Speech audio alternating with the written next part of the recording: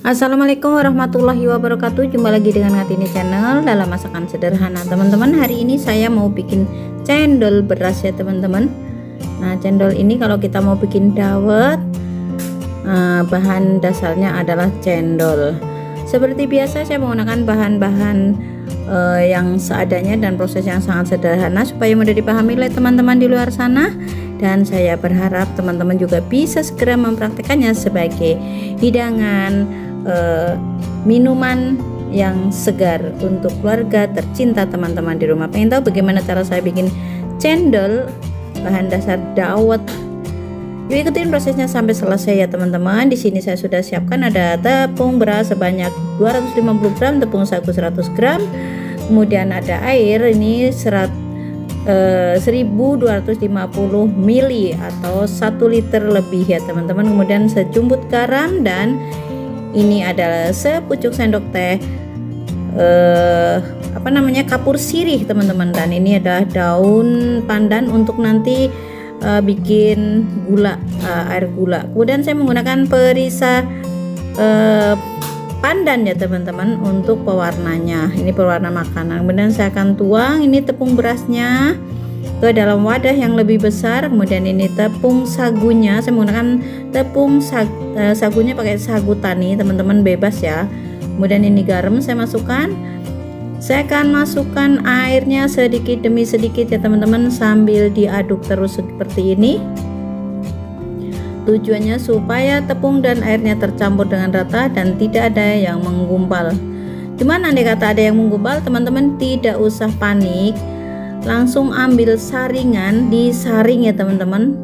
Nggak usah panik, aduh kok gumpal, nggak apa-apa, langsung ambil saringan, kita saring lagi supaya tidak ada yang menggumpal atau menggerindil nantinya. Kemudian saya tambahkan di sini adalah pewarna makanan, saya menggunakan perisa pandan.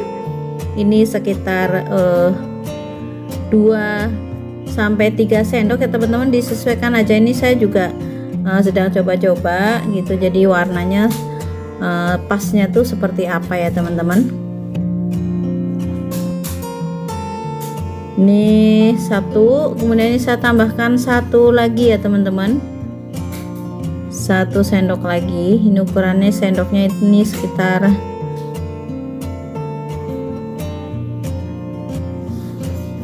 1 sendok teh, kurang ya, teman-teman. Jadi disesuaikan aja ya, teman, selera teman-teman aja mau sehijau apa gitu. Kemudian ini saya masukkan kapur sirihnya, teman-teman. Kapur sirihnya jangan banyak-banyak, nanti takutnya cendolnya jadi pahit ya, teman-teman. Ini saya menggunakan sepucuk sendok teh aja dengan takaran tepung beras 250 gram tersebut. Kemudian ini sudah larut, saya akan tuang ke dalam kuali. Di sini saya menggunakan kuali yang tidak lengket, teman-teman, bebas. Yang penting apinya jangan gede-gede nantinya setelah mendidih ya, teman-teman. Ini kalau sekarang kayak gini boleh menggunakan api yang besar supaya cepat mendidih ya, teman-teman. Nah, ini seperti ini, aduk terus dan jangan ditinggal-tinggal ya, teman-teman. Kalau ditinggal-tinggal takutnya gosong. Nah, ini sudah. Ini di sini tuh menampakkan warnanya tuh aneh. Sebenarnya tidak seperti ini ya, teman-teman. Nggak tahu, mungkin pencahayaannya aslinya itu hijau, bukannya kayak gini ya, teman-teman. Gitu. Aslinya tuh tidak seperti ini warnanya. Ini kayak apa warnanya ya, gitu. Tapi nanti dilihat aja yang warna sebenarnya tidak seperti ini. Ini cuman gangguan dari pencahayaan yang tidak kondusif atau kurang bagus ya, teman-teman. Aduk terus seperti ini sampai kalis ya, teman-teman. Pokoknya sampai tidak lengket di kualinya. Kalau sudah tidak lengket berarti sudah mateng.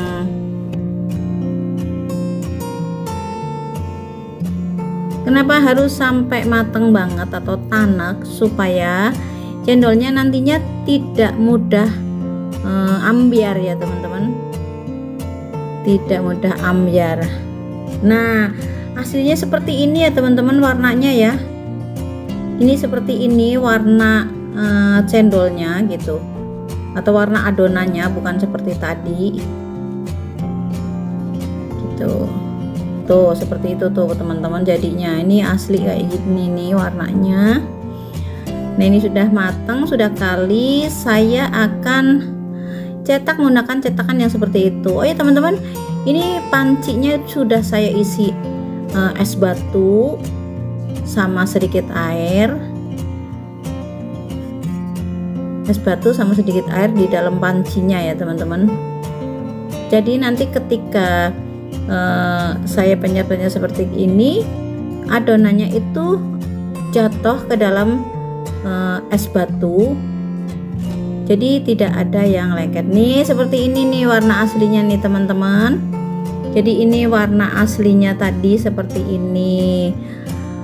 Yang tadi tampak di video yang terdepan tadi adalah karena pencahayaannya ya teman-teman. Tuh cantik sebenarnya warna aslinya ya teman-teman. Warna pandan lah ya teman-teman ya, warna pandan. Jika teman-teman mempunyai daun suji, silahkan menggunakan daun suji, warnanya akan lebih cantik lagi. Atau mungkin akan ditambahkan warnanya supaya hijau sekali juga boleh. Atau teman-teman akan menggunakan warna pink juga boleh. Nah seperti ini ya teman-teman. Untuk takaran tepung beras dan tepung sagunya seperti itu ya teman-teman. Dan untuk airnya juga seperti tadi 1250 ml. Jangan dikurangin dan jangan dilebihkan supaya nanti tuh kan teman-teman bagus seperti ini aslinya. Mulai lagi deh warnanya. Tuh ada kayak gitu tuh. Nah ini saya akan selesaikan sampai habis ya teman-teman.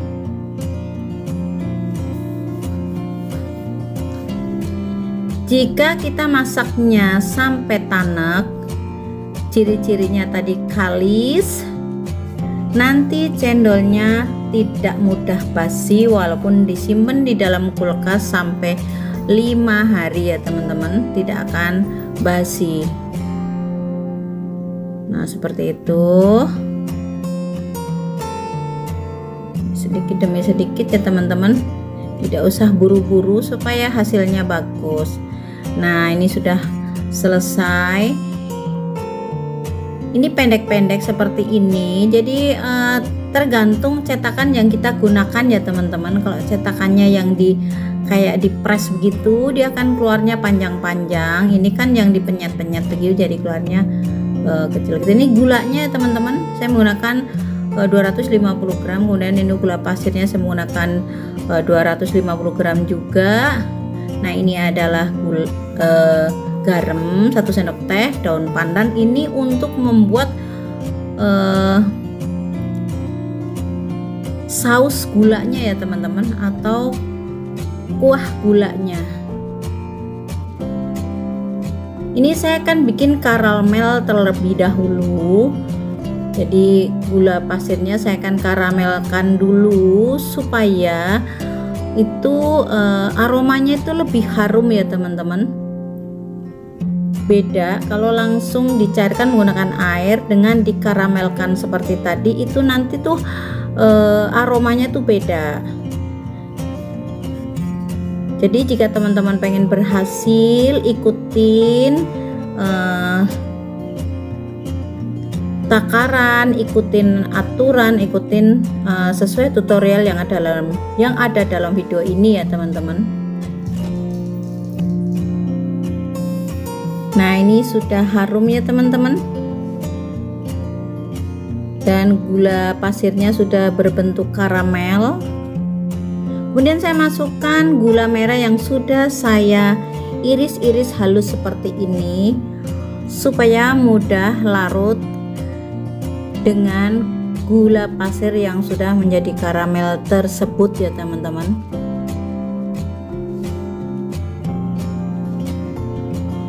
Nah, ini supaya tercampur rata, aduk terus ya teman-teman. Ini gulanya apinya jangan besar-besar ya teman-teman, atau apinya jangan gede-gede, yang kecil aja apinya, karena nih kalau terlalu besar apinya nantinya gosong ya teman-teman. Nah, ini sudah tercampur rata dan semuanya sudah berbentuk karamel, sudah larut menjadi satu. Nanti saya akan siram menggunakan air, dan ingat ya teman-teman, jika mau menyiramkan air ke dalam gula yang sudah menjadi karamel harus menggunakan air panas ya teman-teman, jangan menggunakan air dingin. Jadi jangan sekali-kali menyiram gula yang sudah berbentuk karamel menggunakan air yang dingin, karena itu nanti dia akan seperti akan meledak gitu ya teman-teman, muncrat gitu airnya, dan itu bahaya banget. Nah, kalau menggunakan air panas seperti ini dia akan lebih tenang, letupannya juga dia akan tenang, tidak terlalu tinggi ya teman-teman. Tapi kalau menggunakan air dingin itu dia meletupnya akan terlalu tinggi. Itu tips supaya gula yang menjadi karamel disiram tidak meletup ya teman-teman. Jadi dalam video saya selalu ada tips-tips yang bermanfaat. Jadi usahakan jika nonton video saya ini sampai selesai, karena di tengah-tengah selalu ada tips-tips untuk keselamatan atau untuk keberhasilan dari masakan-masakan yang saya bagikan ya teman-teman, atau resep-resep yang saya bagikan selalu ada, atau selalu saya sertakan tips-tips yang bermanfaat. Ini sudah mengental, harum sekali ya teman-teman. Kemudian saya tambahkan garam ya teman-teman, sampai gula saya tambahkan garam. Jadi dalam gula juga ada garam, di dalam cendol ada garam. Tapi jika teman-teman tidak akan menggunakan garam dalam gula nggak apa-apa. Kemudian ini saya akan membuat saus dari santannya, itu ada 3 bungkus 65an santan instan, garam, dan itu tepung kanji atau tepung sagu. Nah, ini airnya saya menggunakan 500 ml ya teman-teman. Daun pandan, garam, air semuanya sudah masuk, dan saya akan rebus sampai mendidih.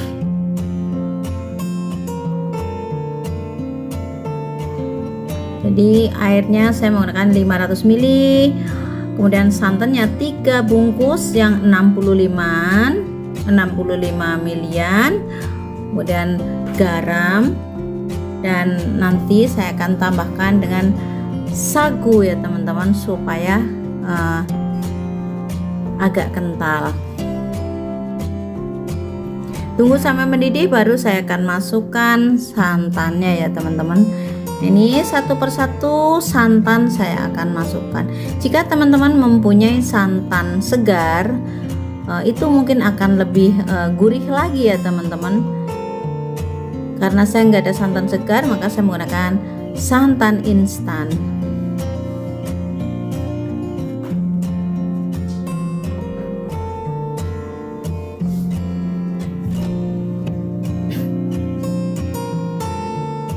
Nah, sudah 3 bungkus ya teman-teman.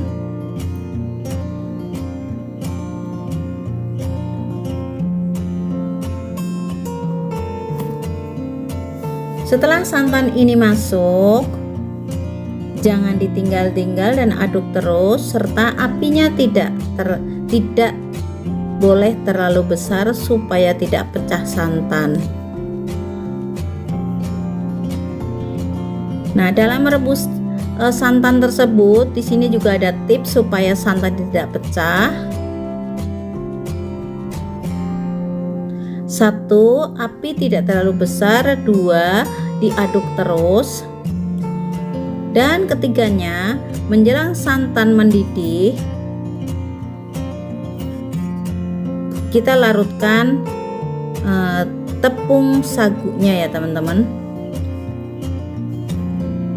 Nah ini sudah mau mendidih, hati-hati, dan saya akan tuangkan larutan sagunya ya teman-teman.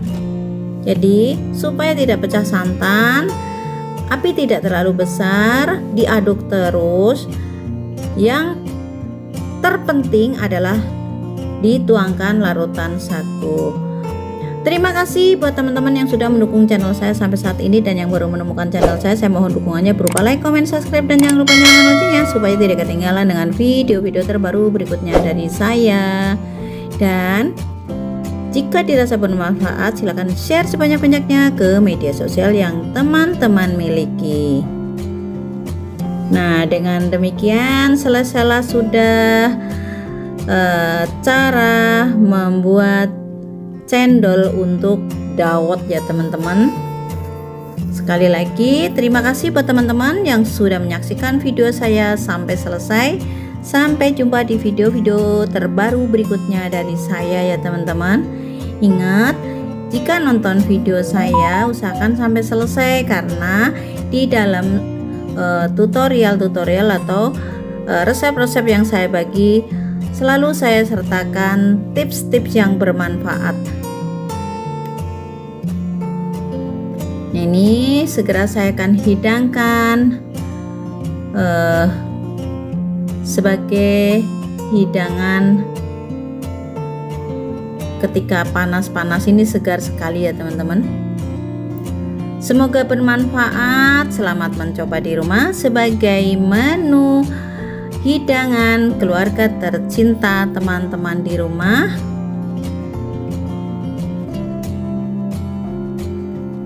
Mohon maaf jika ada salah-salah kata dalam penyampaian.